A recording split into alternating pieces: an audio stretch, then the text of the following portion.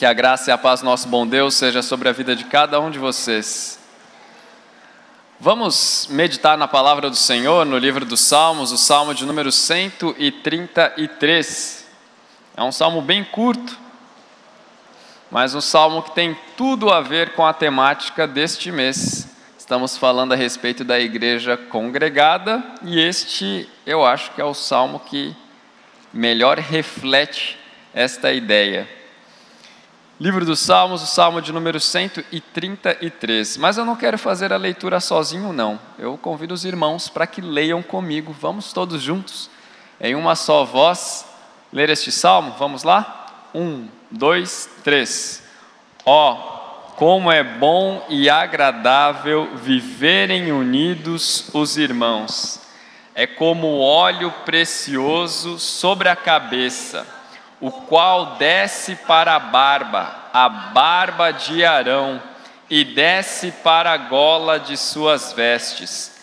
É como o orvalho do Hermon, que desce sobre os montes de Sião. Ali ordena o Senhor a sua bênção e a vida para sempre. Amém.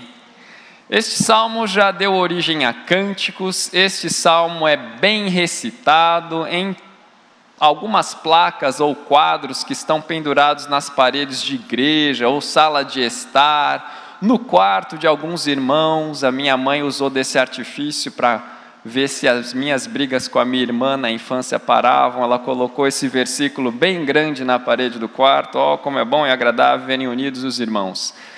Isso tudo porque o texto está nos mostrando a respeito de algo que a gente conhece tão bem, mas que a gente confunde um pouquinho, a gente mistura com outros conceitos, e aí aquilo que parece tão simples perde o seu sentido, perde o conceito, e a gente acaba não entendendo o que de fato o texto está nos dizendo.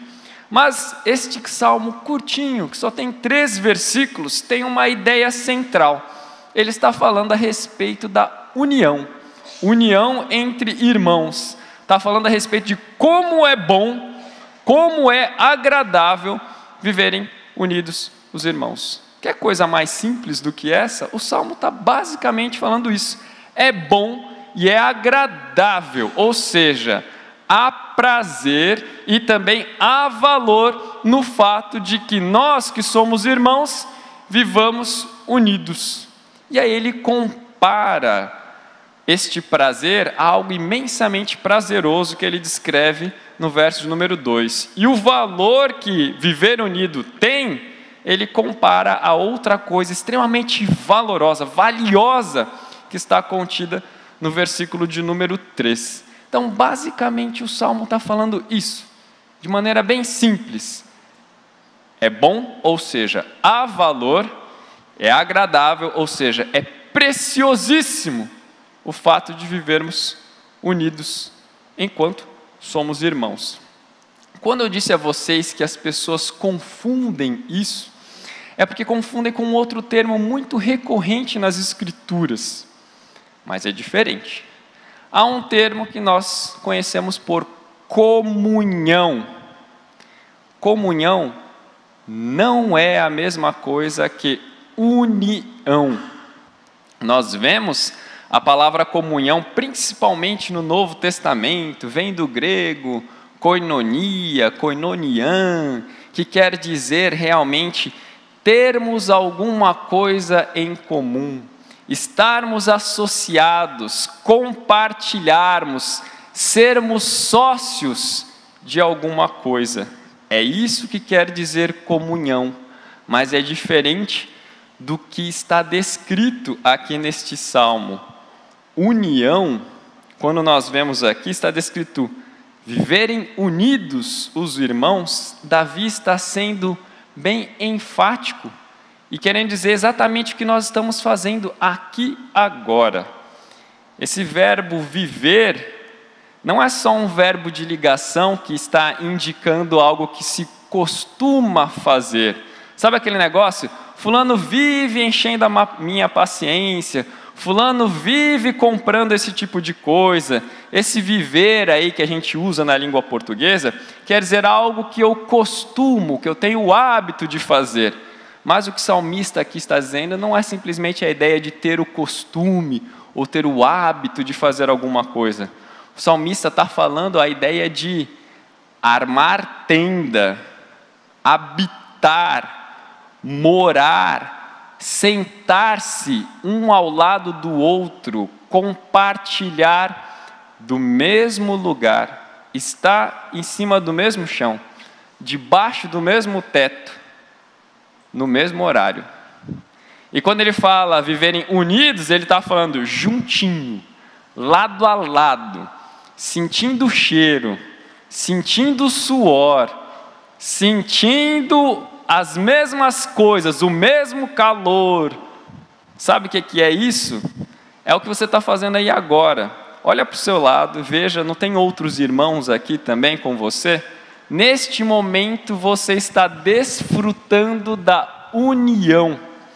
Esta união que Davi está falando é congregar, juntar, ficarem todos no mesmo espaço.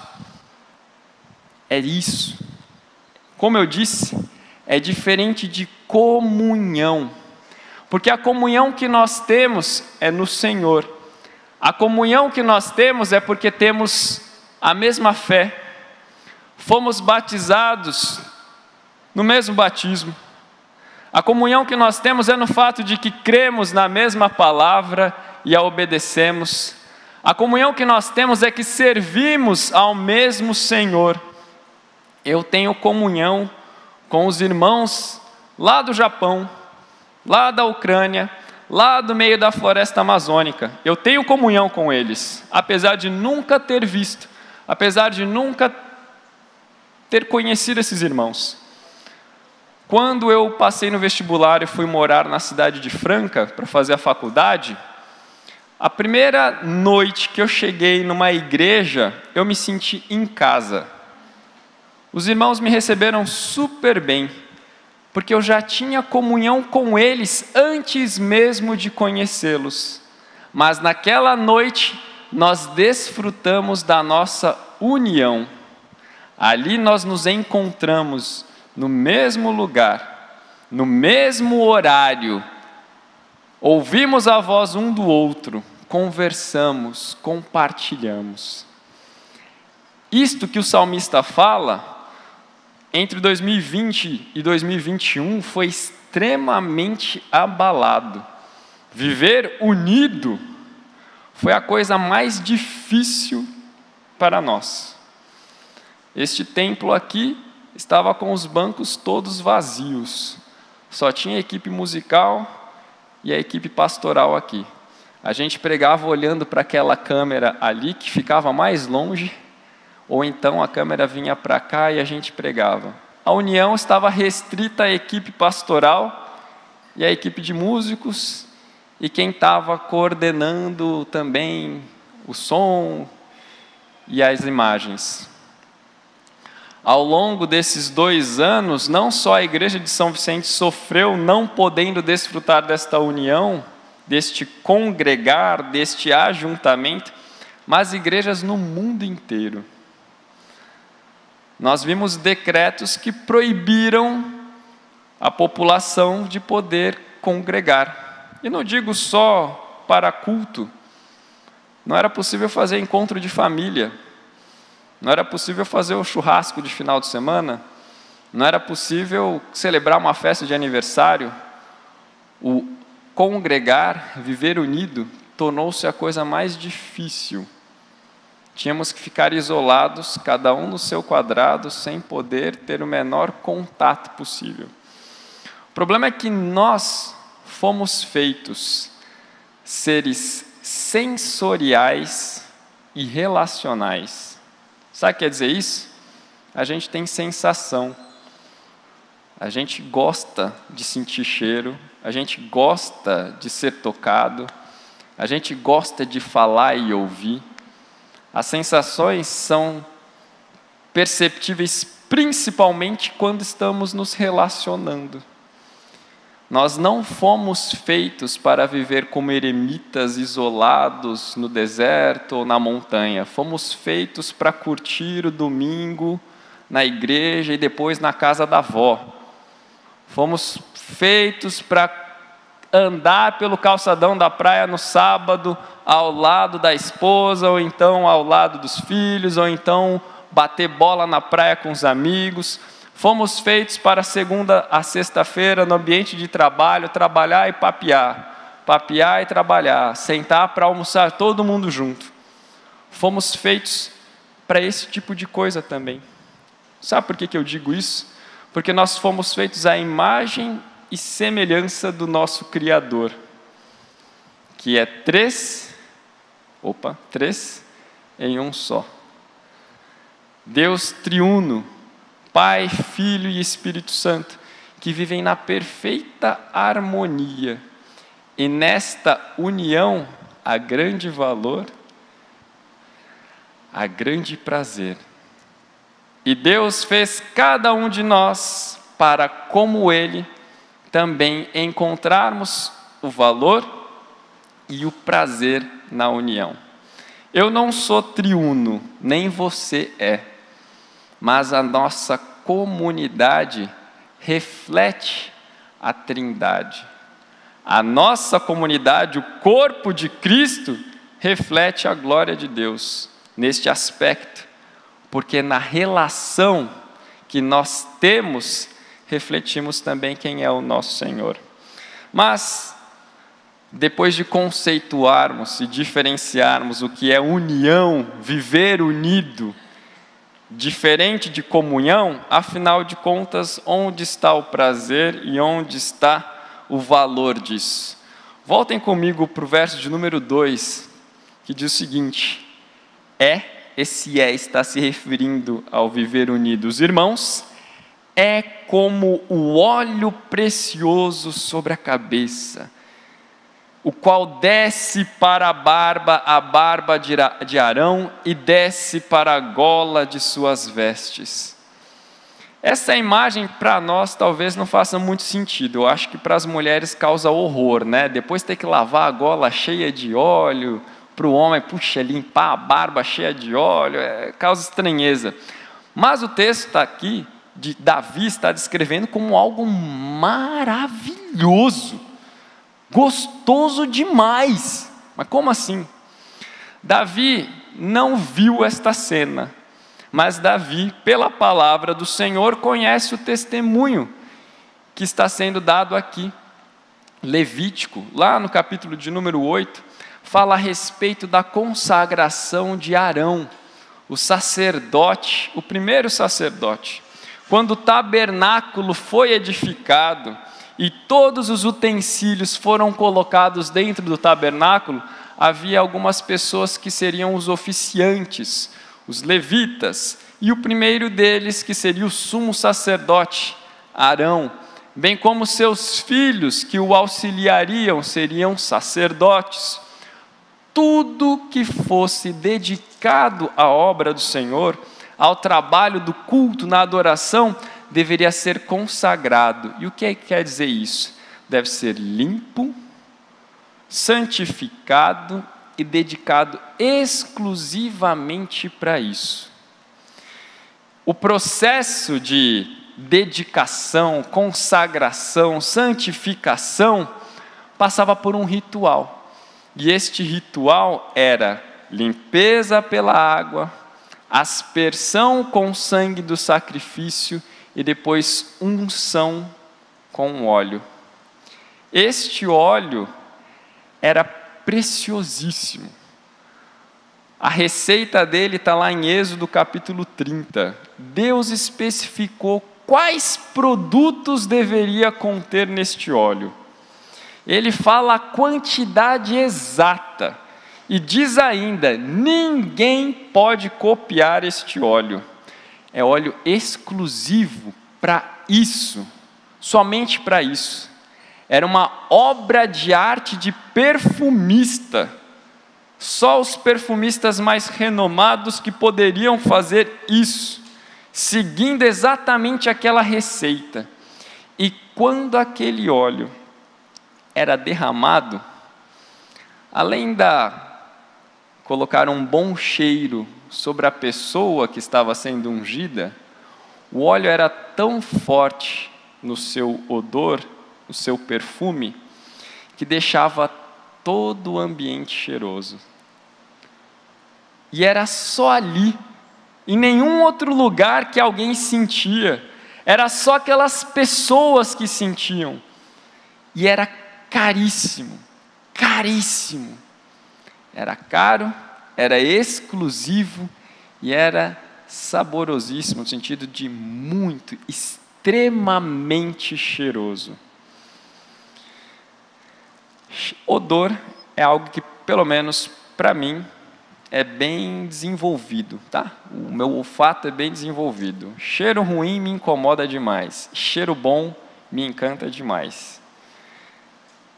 Quando eu fiz intercâmbio, morei na Noruega, lá tinha muitas casas de chá. Tinha algumas vendedoras de chá que sabiam que era o doidinho brasileiro que abria a porta da casa de chá, sentia o cheiro, fechava e saía. Eu só fazia isso, eu só queria sentir o prazer daquela mistura de chás maravilhosos que tinha nas casas de chá. Eu sei que quando você está passando numa rua e sente aquele cheiro da gordura caindo na brasa quente e faz aquela fumaça que te lembra churrasco, você já fica... Eu sei que no dia do seu casamento você usou um perfume especial. E eu imagino que a maioria dos homens deve se lembrar, fala assim, eu não sei qual era a marca do perfume que a minha esposa estava usando, mas eu lembro muito bem do cheiro, e que cheiro maravilhoso. Sabe esses momentos exclusivos, que tem um cheiro que remete à lembrança de um momento maravilhoso, precioso? Sei lá, para você talvez o cheiro de torta de banana lembre a infância. Talvez o cheiro de carro novo lembre quando você conseguiu juntar dinheiro e comprar seu primeiro carro. Não sei. Mas alguns cheiros nos fazem remeter à lembrança de alguma coisa boa. E Davi está descrevendo que o fato de você estar junto da pessoa que está à sua frente, atrás de você e do seu lado, é tão precioso, tão saboroso, tão cheiroso, quanto este perfume, o perfume que foi usado para ungir o sacerdote Arão. E era numa boa quantidade, né? Desceu para a barba e foi para a gola.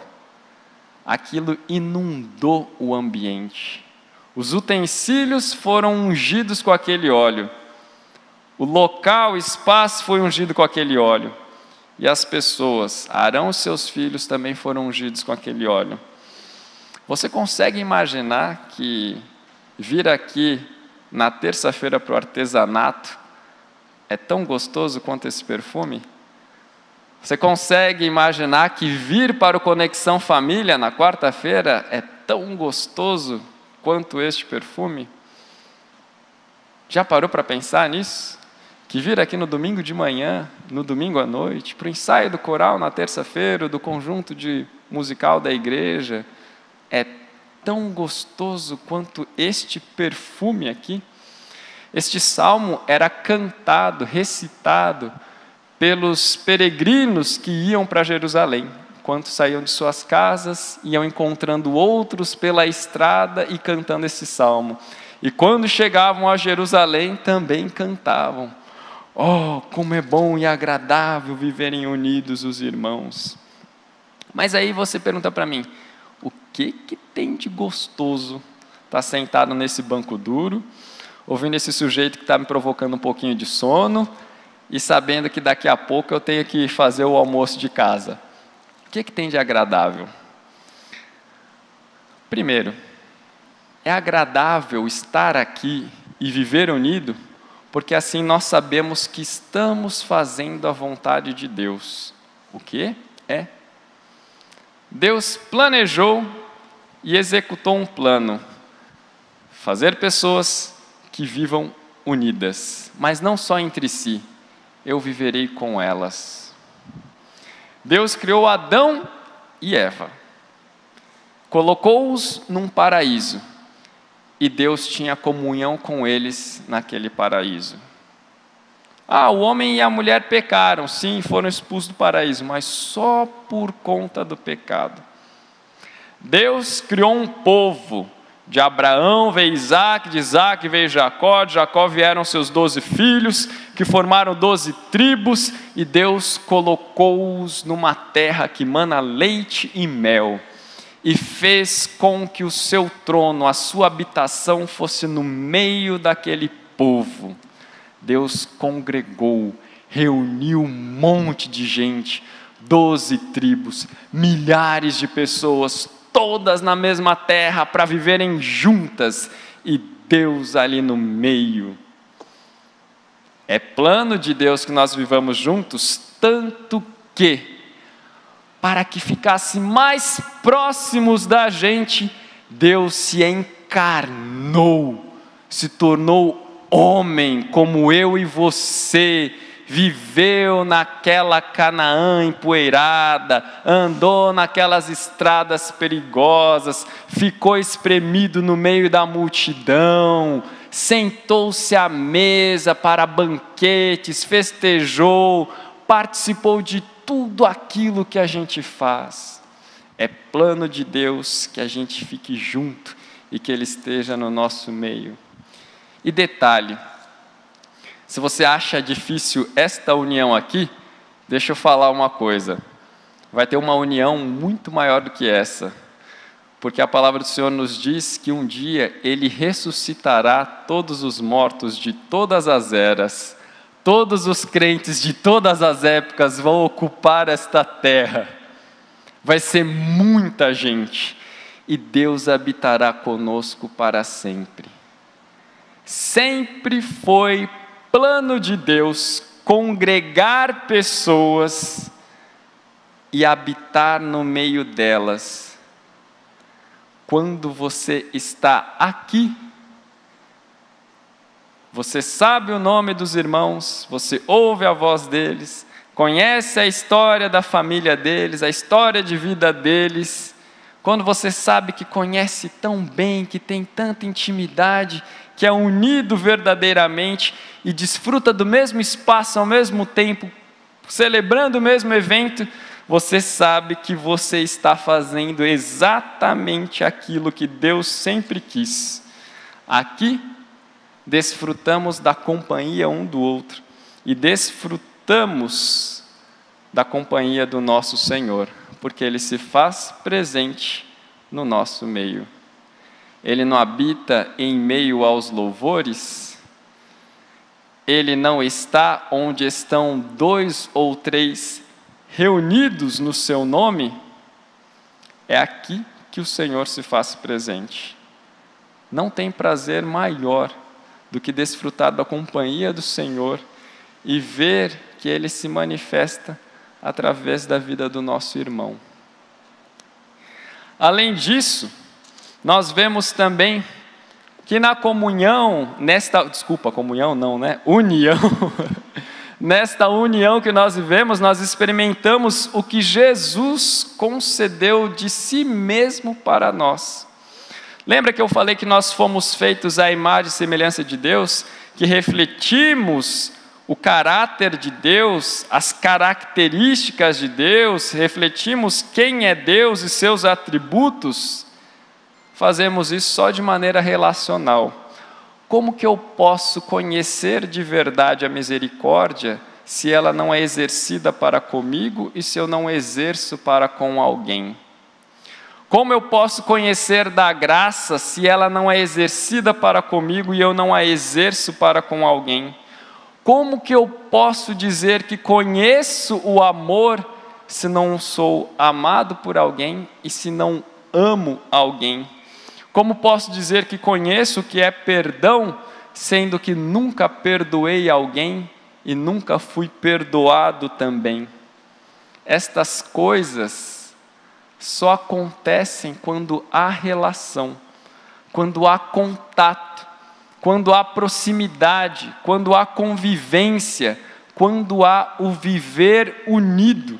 E essas coisas, misericórdia, graça, amor, perdão, são todas características do nosso Deus, que Ele colocou em nós para ser exercida através da convivência, do habitar, do viverem juntos os irmãos. E é interessante que esta união é limitada, não é qualquer pessoa, não é estar unido a qualquer tipo de pessoa. O salmista diz: viverem unidos os irmãos. E aqui ele está falando dessa grande agremiação que é o povo de Deus, porque de fato, em Cristo Jesus, somos adotados, somos feitos filhos de Deus. Portanto, se eu e você temos o mesmo Pai, tornamo-nos então uns irmãos dos outros. Você já parou para pensar nisso? Quando você adentra a igreja, passa a fazer parte deste corpo, você não é simplesmente um associado, você é membro de uma família. E quem está ao seu lado, se professa a mesma fé, passou pelo mesmo batismo, comunga do mesmo pão, ele se tornou também seu irmão. E sendo seu irmão, torna-se também aquele que deve receber da sua misericórdia, da sua graça, do seu amor, do seu perdão, que recebemos da parte de Cristo, vindo de Deus, e temos que exercer para com o outro. Talvez também fique um pouquinho difícil a gente entender de que maneira que esta união seja tão valiosa, tão preciosa, seja tão boa. Mas ele descreve aqui no verso número 3, eu peço aos irmãos para que se atentem a este versículo, que o salmista diz assim: é como o orvalho do Hermon, que desce sobre os montes de Sião, ali ordena o Senhor a sua bênção e a vida para sempre. Eu nunca fui a Israel, mas desejo um dia ir. E pelo que eu sei, Israel, na maior parte do seu território, é bastante seco. E sempre foi assim. Pouquíssima chuva. Chuva é algo bastante esperado e acontece bem pouco. O clima da maior parte do território é desértico. Mas há uma região bem ao norte, onde hoje é fronteira com o Líbano e a Síria. Ali tem um monte, que é o maior monte da região, chamado de Monte Hermon. Este monte tem neve lá no topo, por ser muito alto. E esta neve, quando chega o verão, derrete. E ela escorre pelos vales e chega até uma região baixa, que é chamada do Vale do Jordão. O Monte Hermon é a principal fonte de abastecimento do maior rio, e talvez o único rio permanente daquela região, que não seca. Os outros rios ao longo do ano se secam, mas aquele não, o Rio Jordão. E quando chega o verão, com o derretimento das geleiras, as águas ficam bem caudalosas, e aí as margens se alargam, o rio vira uma verdadeira potência, mas o restante do ano é mais estreito, porque quase não tem água. E nesse lugar também desértico, em volta do Hermon, existe uma fina camada de água que de madrugada se condensa e cai sobre a terra. É um orvalho. Aqui a gente tem orvalho quase toda noite. Aqui a gente está banhado de água por todos os lados, afinal de contas a gente mora numa ilha, né? Tem rio e quando chove, até quando não chove, a gente sofre com muita água. Aqui a gente sofre com água. Lá eles sofrem por não terem água. E o orvalho é uma gota para um desesperado que está morrendo de sede, que mora naquele lugar. Se não tiver este orvalho, a maioria das poucas árvores secam e a pastagem nem existe. Se não tem pastagem, o gado morre. Eles são extremamente dependentes deste orvalho. E isso não é de agora, é de muito tempo. Hoje tem muita tecnologia de irrigação de água, eles já não são mais tão dependentes disso. Mas naquele tempo não tinha toda essa tecnologia de irrigação de água, eles dependiam justamente deste orvalho, que descia sobre os montes de Sião. E que lugar é este, Sião? Justamente onde estava assentada a cidade, a capital do reino de Deus, o lugar escolhido por Deus para ele habitar, e a partir de onde ele ordenava a sua bênção. E que bênção é esta?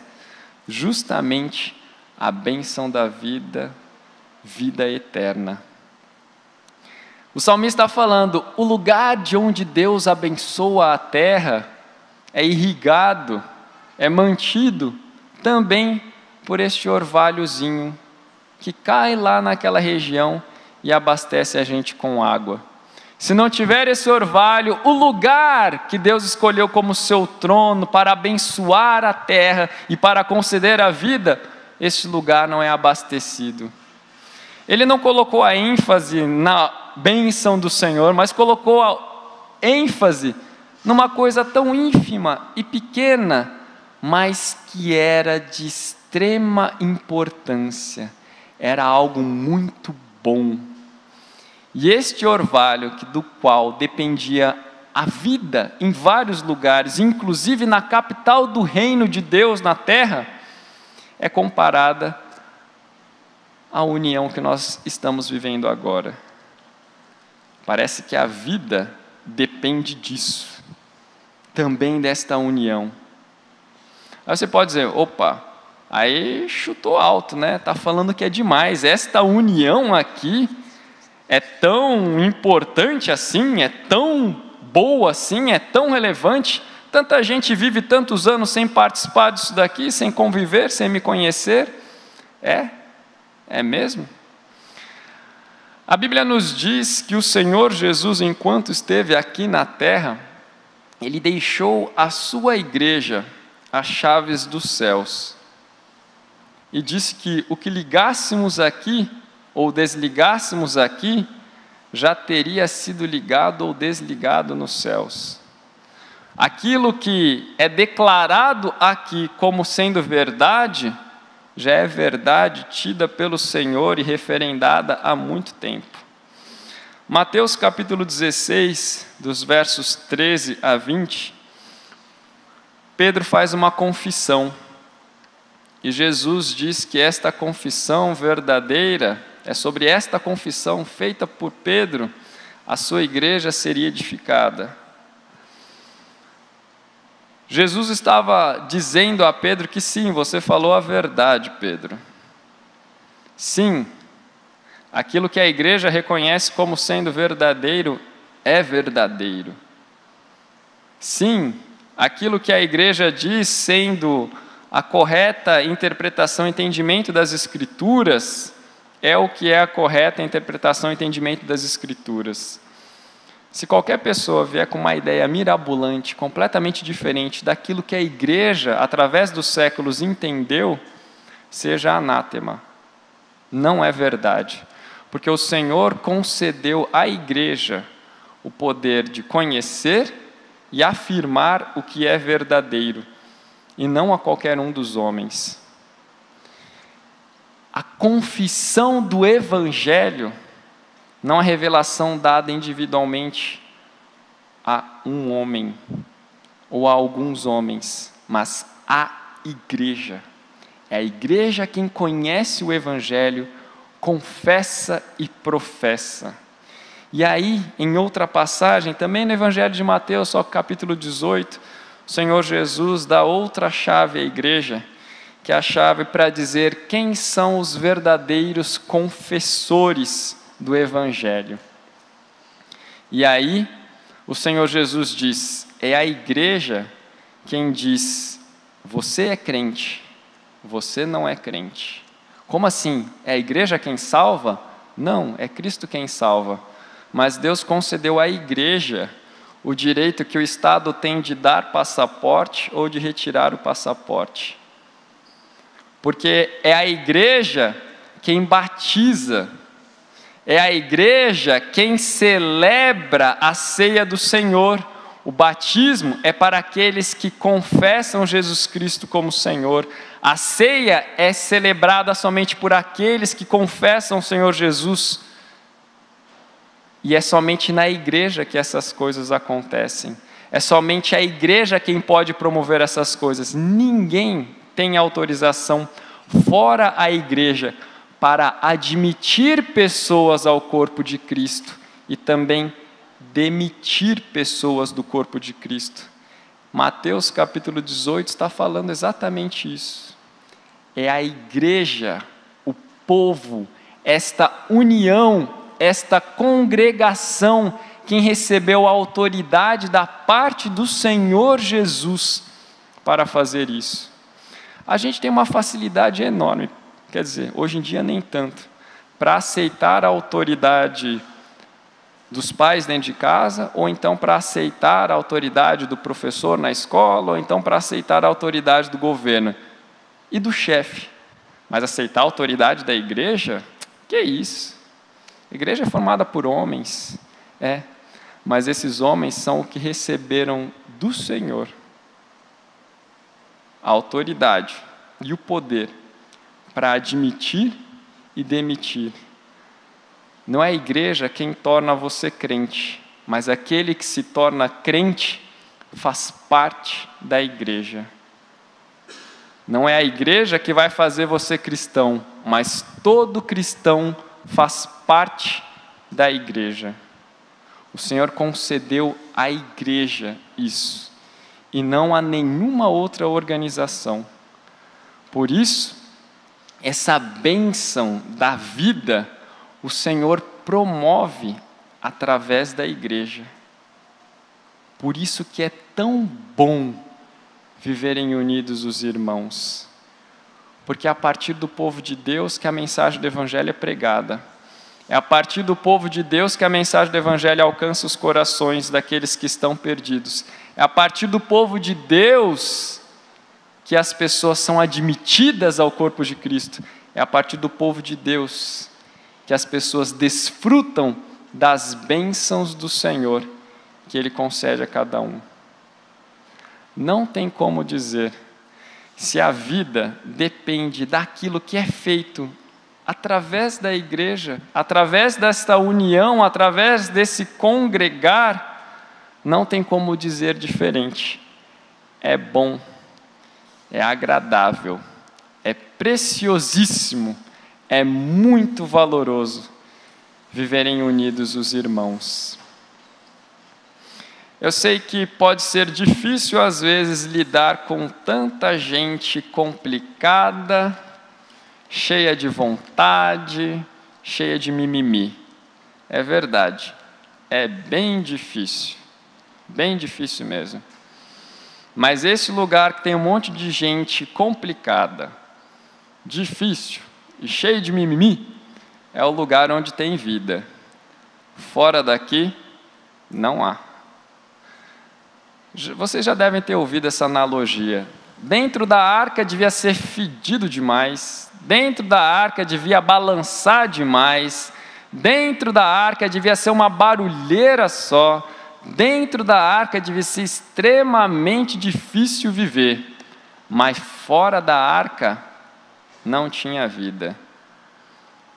Aqui dentro é difícil a gente conviver com os tropeções, com as pisadas no calo, com os esbarrões, com as cotoveladas, com os choros fingidos, com a falsidade, com a hipocrisia. É verdade, mas olha quanta oportunidade Deus está te dando de exercer o perdão, a graça, a misericórdia e o amor para com esses que te irritam e me irritam também.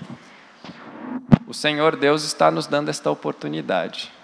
Mas lembre-se, em meio a toda esta confusão e dificuldade, é onde está a vida.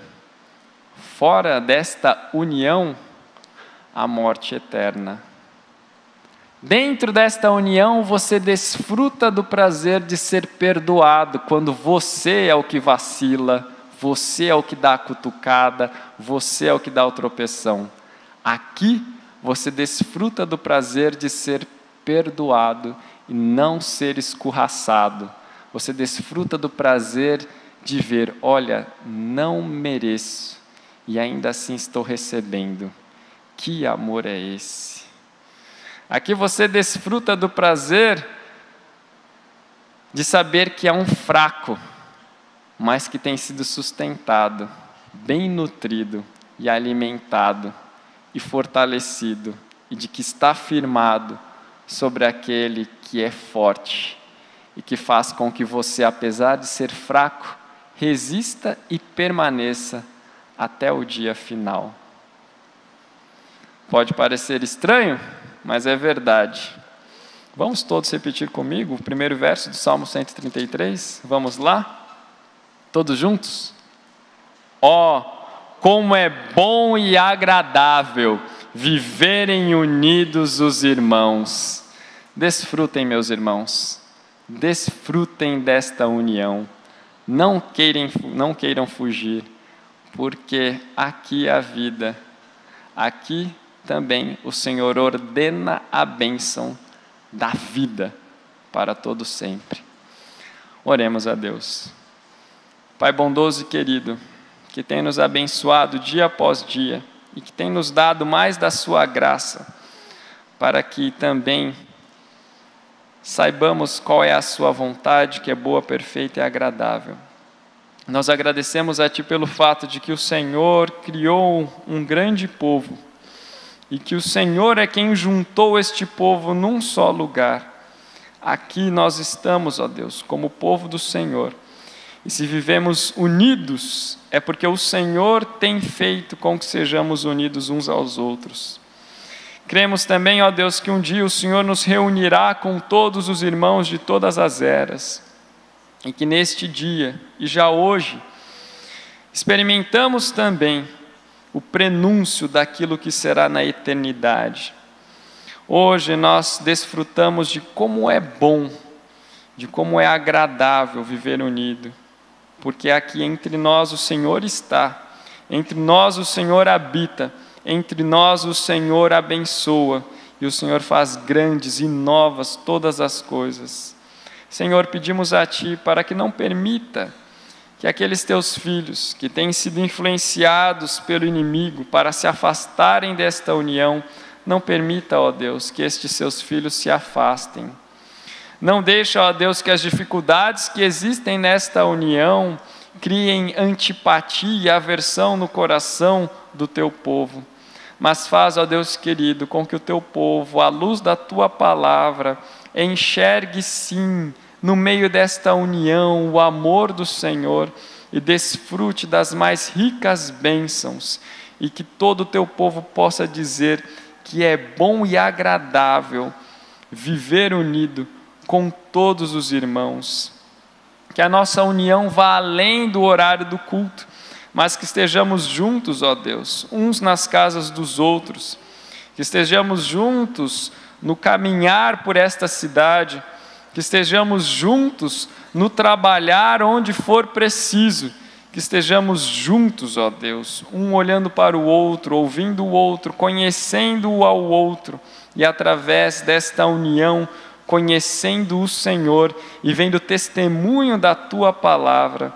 Abençoa-nos, ó Deus, para que esta igreja permaneça congregada e vivendo as grandes e doces bênçãos do Senhor.